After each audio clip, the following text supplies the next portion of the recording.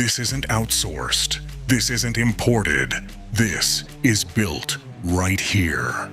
It starts with premium steel, precision cut for accuracy that you can see before the first weld.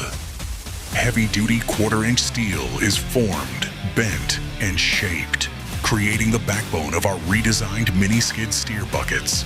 Every weld matters. From half-inch wear strips to reinforced stress points, our experienced welders build strength where it counts. For our mini grapples, each arm is fitted and aligned by hand, designed for smooth operation, tight tolerances, and long-term reliability. This is craftsmanship, attention to detail, built by skilled welders and engineers who know these machines inside and out. Every attachment is inspected, checked, and rechecked, because quality isn't optional.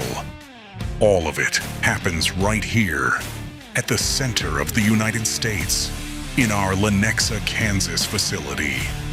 Arrow's newly redesigned mini-skid steer buckets and grapples, part of the Mini Line series, built locally, built with purpose, built to work as hard as you do.